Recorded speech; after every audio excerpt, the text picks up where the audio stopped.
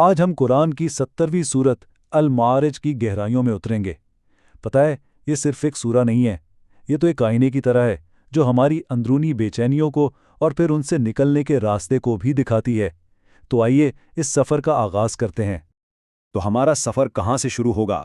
سب سے پہلے ایک سوال، ایک چبھتا ہوا سوال، پھر ایک ایسے دن کا ذکر جس کی لمبائی 50,000 سال ہے۔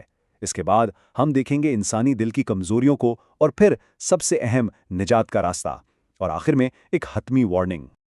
تو یہ سورج شروع ہوتی ہے اور فوراً ہی ایک دھماکہ، کوئی بیان نہیں، کوئی کہانی نہیں، سیدھا ایک چیلنج، ایک ایسا سوال جو پوری فضا میں ٹینشن بھر دیتا ہے۔ اور یہ ہے وہ شروعاتی آیت۔ کوئی پوچھ رہا ہے، سوال کر رہا ہے اس عذاب کے بارے میں جس کا آنا طے ہے، مطلب کوئی خدائی فیصلے کے تصور کو ہی چیلنج کر رہا ہے۔ یہیں سے ساری بات شروع ہوتی ہے۔ تو اس سوال کے جواب میں کیا آتا ہے؟ قرآن ایک ایسے دن کی تصویر کشی کرتا ہے جب یہ سزا دی جائے گی، اور سنیے، اس دن کا جو پیمانہ ہے نا، وہ ہماری سوچ سے، ہمارے تصور سے بالکل باہر ہے۔ تو سوال تو ہو گیا، جواب کیا ہے؟ جواب میں ایک ایسے دن کی تصویر دکھائی جاتی ہے جو اتنا عظیم اور اتنا ہولناک ہے کہ وہ اس معاملے کی سنجیدگی کو بالکل واضح کر دیتا ہے۔ اس سے صاف ہو جاتا ہے کہ یہ کوئی معمولی بات نہیں ہے۔ اور یہ دن، یہ کوئی 24 گھنٹے کا دن نہیں۔ سوچیں ذرا، اس ایک دن کی لمبائی 50,000 سال کے برابر ہے۔ 50,000 سال، یہ عدد ہی اس کی اہمیت بتانے کے لیے کافی ہے۔ اور یہ صرف وقت کی لمبائی کا معاملہ نہیں ہے۔ اس دن ہوگا کیا؟ اس دن تو پوری کائنات الٹ پلٹ ہو جائے گی۔ آسمان پگھلی ہوئی دھات جیسا، پہاڑ دھنکی ہوئی روئی کی طرح اڑتے پھریں گے، اور رشتے، کوئی دوست کو نہیں پوچھے گا۔ حالت یہ ہوگی کہ گناہگار سوچے گا کہ کاش وہ اپنے بچوں کو فدیے میں دے کر خود بچ جائے۔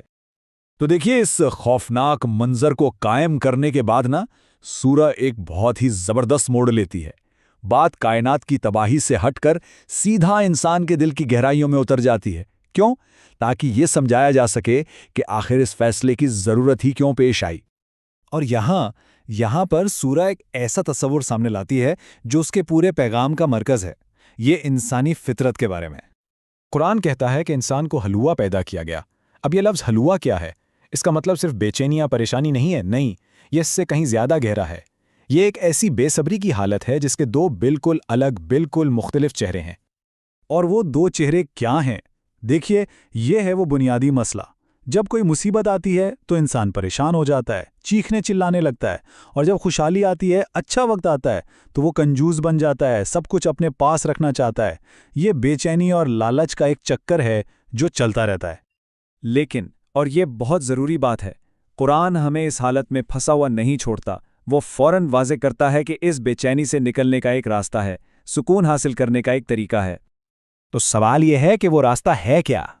اچھا، تو سورہ میں اس کے لیے بہت واضح نشانیاں دی گئی ہیں۔ ایک پوری فہرست ہے ان خصوصیات کی جو ان لوگوں میں ہوتی ہیں جو اس بے چینی والی حالت پر قابو پا لیتے ہیں۔ تو اس کا علاج دو چیزوں پر کھڑا ہے۔ پہلا، روحانی نظم و ضبط، اور دوسرا، سماجی ذمہ داری، یعنی اپنی نمازوں پر ہمیشہ قائم رہنا، ضرورت مندوں اور محروموں کے لیے ایک حق مقرر کرنا، آخرت کے دن پر یقین رکھنا، اور اپنے رب کے عذاب سے ڈرتے رہنا۔ اور پھر یہ راستہ آگے بڑھتا ہے شخصی کردار اور ایمانداری کی طرف، یعنی اپنی عفت کی حفاظت کرنا، اپنی امانتوں اور وعدوں کو پورا کرنا، اپنی گواہیوں پر مضبوطی سے قائم رہنا، اور اپنی نمازوں کی ٹھیک سے حفاظت کرنا۔ تو اہم بات یہ ہے کہ یہ صرف اچھی باتیں یا خیالی آئیڈیاز نہیں ہیں، بالکل نہیں۔ سورہ انہیں حلوا، یعنی اس بے چین حالت کا عملی علاج بتا رہی ہے۔ یہی وہ اعمال ہیں جو انسان کو اصل اندرونی سکون دیتے ہیں۔ اور اب سورہ اپنی کہانی کو مکمل کرتی ہے۔ وہ واپس اس شخص کی طرف آتی ہے جس نے سوال کیا تھا، اور اس کے انجام کا موازنہ ان لوگوں سے کرتی ہے جنہوں نے نجات کا راستہ چنا تھا۔ تو جنہوں نے ان وارننگز کو رد کیا، ان کے لیے کیا ہے؟ ان کے لیے ہے ذلت اور رسوائی۔ ان کی آنکھیں جھکی ہوئی ہوں گی، اور وہ اسی حقیقت کا سامنا کر رہے ہوں گے جس کا وہ کبھی مذاق اڑاتے تھے یا جسے چیلنج کرتے تھے۔ آخری آیات میں یہ فرق بالکل صاف نظر آتا ہے۔ ایک طرف وہ لوگ ہیں جنہیں عزت دی جا رہی ہے، وہ باغات میں عزت کے ساتھ ہوں گے، اور دوسری طرف وہ لوگ ہیں جن سے ان کی غفلت پر سوال ہو رہا ہے۔ کافروں کو کیا ہو گیا ہے کہ وہ دوڑے چلے آ رہے ہیں۔ تو سورۃ المعارج ہمیں یہ بتاتی ہے کہ بے چینی، یہ ہلوا ہونا شاید ہماری ڈیفالٹ سیٹنگ ہو، لیکن یہ ہماری قسمت نہیں۔ یہ دو راستے سامنے رکھتی ہے، ایک بے صبری اور لالچ کا ہے، اور دوسرا مقصد نظم و ضبط اور دوسروں کی خدمت کا۔ تو پھر سوچنے کی بات یہ ہے کہ وہ کون سی چیزیں ہیں جو واقعی ایک بامقصد زندگی کو تشکیل دیتی ہیں۔